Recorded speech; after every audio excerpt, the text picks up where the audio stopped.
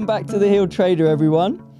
So this episode is called Whose Expectations Are You Trying to Meet? So the idea here being, in life, you kind of have this road mapped out for you when in your upbringing, and a lot of the time your parents have certain expectations about what you're going to do, who you're going to be, what you're going to become, and you just kind of buy into that story without really figuring out whether that's what you truly want. And then later on in life, you kind of hit a roadblock where you're like, how did I get here? And am I actually happy? And so that's what we're going to talk about today. Like, how have you felt, over your life? Have you always been sort of, or did you fall into that trap maybe earlier in your life of meeting other people's expectations? And did that lead you down maybe paths that weren't right for you? And then how did you go about sort of pivoting and reorientating yourself? Yeah, I mean, certainly, there was a large part of me that was, again, like just kind of living up to what society expects, what parents expect. I think it's funny, like it's interesting, like now being a parent, because there's so much with kids that you it's kind of like this idea that, like, you need to do what makes me happy. Like, this is what I expect of you, so do it because it makes me happy, and you kind of program that from a young age. Yeah, you project your own wants and needs onto your kids, right? You can fall into that trap for sure. Yeah, I mean, sometimes as well, I think as you grow up, I mean, I think the shame, and with what I know now, is that I wish there was more thought and discussion around, what you want to do and why, and what do you want your life to look like. Well, as in you give your children the respect that they actually, their opinion matters, basically. You mean? Yeah, but even like when if I think back to school, university and stuff, and you kind of thinking about careers and what you might do, I don't think there was enough discussion around it. It was kind of, you just kind of went through the motions, and I don't think, like, even when I look at like work experience and things like that, like work experience was almost like, go and work in an office and do something like kind of quite mindless, almost like to prove how shit working can be. Like I now, like, I think work experience and things like that should be go and experience lots of different things, and go and spend time like understanding what that day in the life looks like, and does that feel good? Does that speak to you? Yeah. How does that make you feel? The idea of doing that day in, day out, basically, right? And you have to ignore that you're going to make a certain amount of money doing it. Yeah. Right? Yeah. It's just like the feeling of getting up in the morning, that's what I'm going to go and spend 8 to 12 hours, however long it is, doing. Yeah. I'm going to do that every single day for many, many years. How does that feel, right? Yeah. But I just don't think we are trained to lean into the feeling. Yeah. Because a lot of time your feelings don't matter. It's like, forget about your feelings, especially if you're a man. Yeah. Like the expectations that we talk about, the expectations that are put on a man, because you have to be the provider as well, right? So it doesn't matter if you don't want to do that. You have to do that. How else are you going to provide for your family? Yeah. Right? And it's kind of like if we were maybe encouraged more to tap into who we actually are on a deeper level, right? Yeah. And what actually speaks to our souls and what energizes us and what really fulfills us. And if we're pushed down that road, then I think we can find a lot more happiness. And actually, speaking from personal experience, once I finally realized that and I pivoted towards a teaching career where I used the knowledge that I built over 2 decades of trading, for example, and now I was teaching people about it, that just unlocked like a passion and energy inside me that I didn't even know I had. And then what it also did, it forced me to then cultivate other skill sets. So like being on media, for example, right? Being on camera, doing interviews, whether it's me being interviewed or me being the interviewer, these are not things I ever did in a bank. These are not things that I ever thought I could do. But when I started a business and I started just following my sort of heart, as it were, in like doing things that I found really fulfilling, all these other random opportunities kind of presented themselves, and I just leaned into it. Yeah. And I suddenly, like I designed my own website, for example, on the first run. I've probably done like 3 or 4 different websites for my company. But I remember when I was like building out my website, I was actually really excited about it, and like, because it was mine, it was my baby, it was my creation. Yeah. And that energy that you unlock is really quite a nice thing to experience. And I would certainly encourage people who haven't tried that. And I'm not saying quit your job and like, take a massive risk. I'm just saying do things that you truly enjoy and truly love, and try and dedicate a little bit of time every week to doing that. And you'll start to see this energy that you unlock in yourself. And it can be quite life-changing. The other thing I'd say as well, and this takes a lot of faith, but like trusting intuition. I do believe it's like an internal guidance system, and whether you want to, from a spiritual point of view, think about it as being, like connected to this universal energy, or whether you want to think of it more in a, your subconscious mind is able to sort of digest things, and put all this information together and kind of almost giving you like the right answer. I think listening to intuition is is sort of huge, because the worst decisions I've made in my life have been the ones when I've sort of used my head over that kind of instinct. And like, if anyone asks me for advice now, like particularly like sort of younger people that have worked with me and stuff, and they're like, what do you think? They're like, my heart's telling me this, but I'm like, go with the heart, like every time. And the problem when you do that is it often won't make sense to people around you. Like you could get, say, this job opportunity come up, and it's like, it looks amazing. It ticks every box that you could wish. Like the money's great. It's in a great city in the world. It's kind of everything. And if there's a part of you that's like, it doesn't feel right for me, I would say, now you have to separate what's that kind of fear versus the actual feeling of, it's just not right. But I think deep down, that little niggle of this isn't the right thing, and you kind of need to go with that. And then I think if you can lean into that and trust in that kind of intuition, be guided by it, I do think, to your point, I do think things start to flow and unfold in ways that you could never think. And I was always guilty of as well, of trying to kind of map the route, like to how it's all going to be. And it's a lot of pressure, like when you're trying to go, all right, if I take this job, it's going to lead to this, which is going to lead to that, it's going to lead to that. It's a lot of sort of pressure to do that. But B, like, there's no way in a million years, like I could never have predicted that I'd be where I am now. Yeah, exactly. And it's not also even worth trying to predict it when you're just going to be you're going to get it wrong, right? Yeah. So therefore, I kind of think, do you know what? Stop trying to work out and again living up to people's expectations on just keep kind of feeling your way through life with. What was that quote you said to me earlier?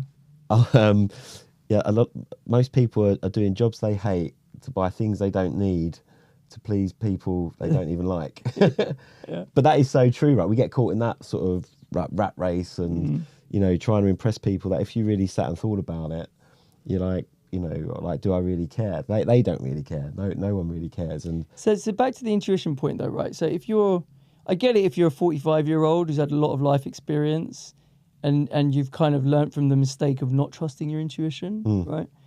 But as a 20-year-old, 25-year-old, how do you learn that? How do you feel confident enough? How do you trust yourself? How do you back yourself that your intuition is what's going to guide you down that right path? Yeah, I mean, and maybe it takes experience, and that's why hopefully, like, if anyone's watching this now, maybe they'll sort of take that away. I just think I think when you don't, like, life becomes harder, like, and you'll start to realise that, and you'll make enough decisions where you ignore the intuition, and you go, God, I was like right to sort of do that. And the thing is as well, in my life and through my experience, it's never been wrong. Like and the other thing I think about it is when I followed my intuition, even situations that I'm like, oh, this wasn't how I was expecting things to turn out. This doesn't look great. It's normally like then led to something like really good. that then with hindsight I've been able to look back and go, oh yeah, I can see how it all connected. So it's like the connecting the dots. That Steve Jobs connecting the dots. There's a Chinese fable about that, right?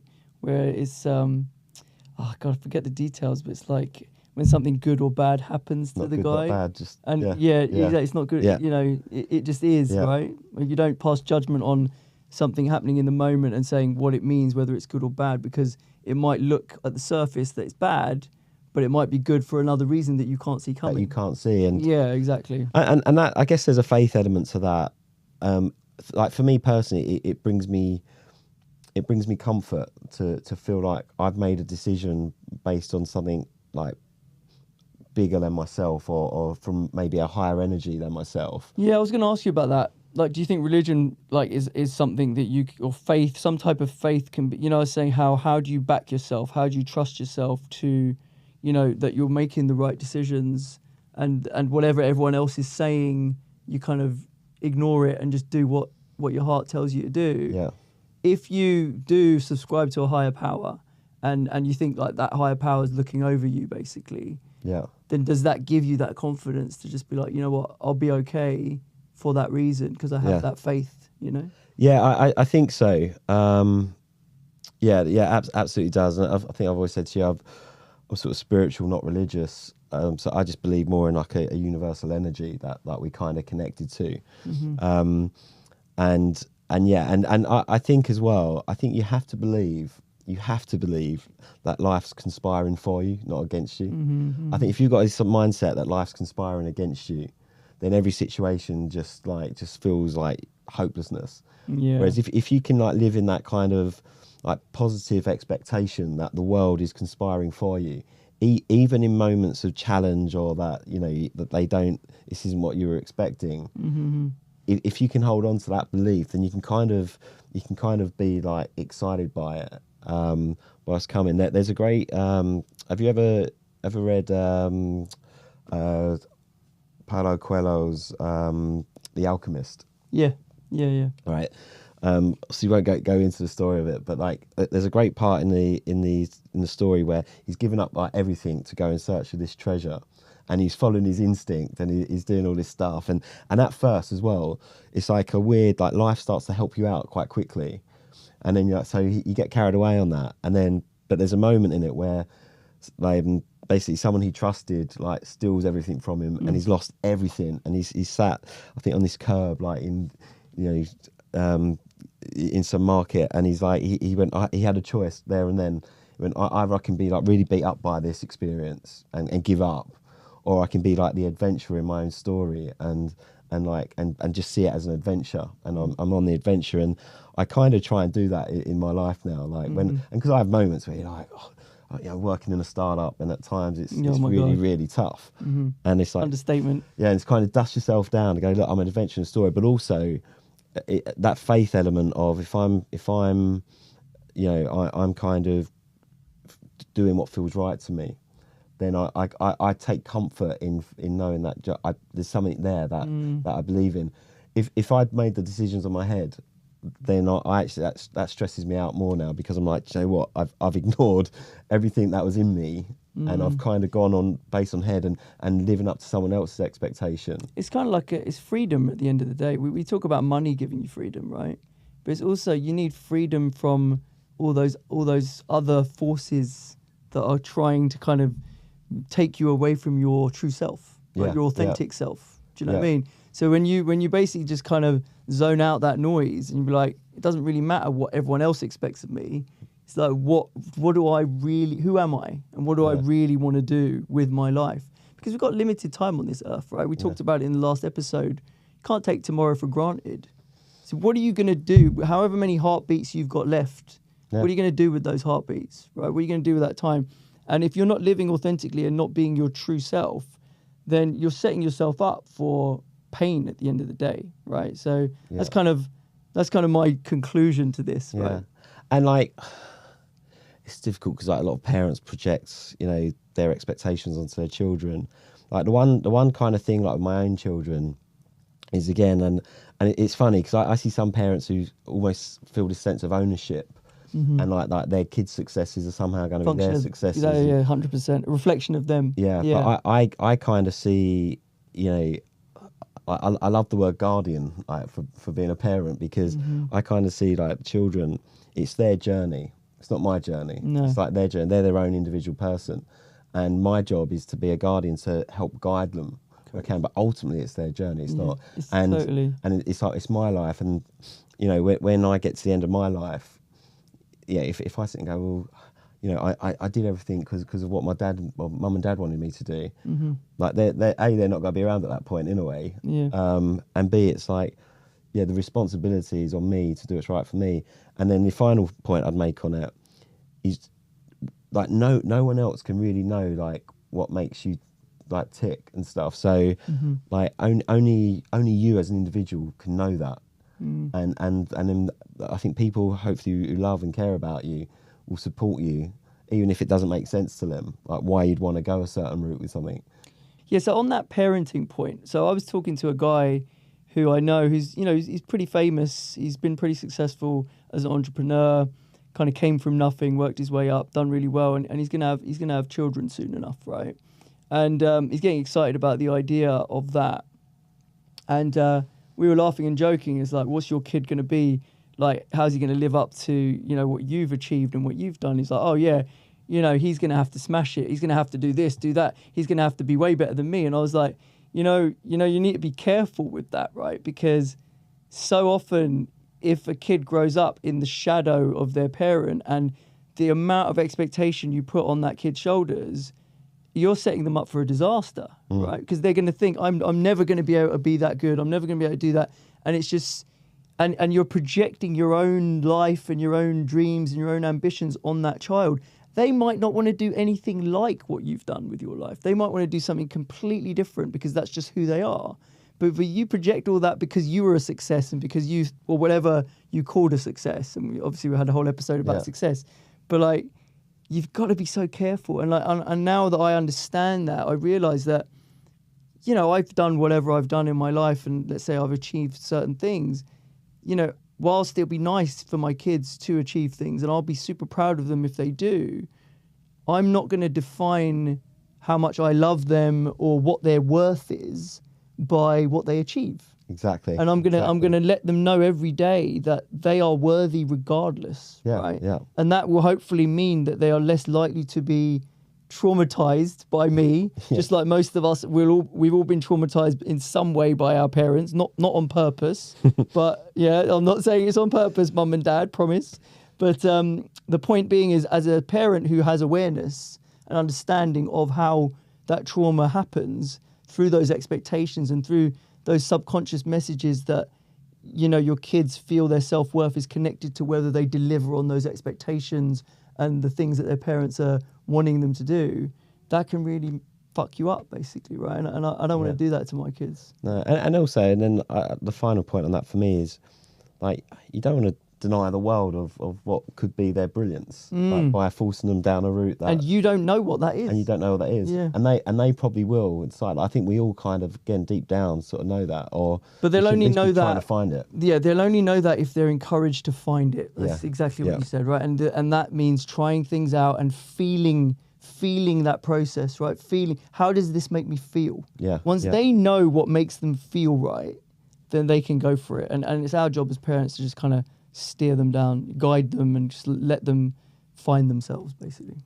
All right, I think we'll call that an end to this one. So, you know, I guess our advice would be to anyone, whether you're young, whether you're old, whatever, you know, you don't want to be on your deathbed thinking, I didn't live my life. I lived someone else's version of what my life should have been, right? So yeah, that's it for this episode. Thanks for watching. Hope you enjoyed it, and we'll catch you next time.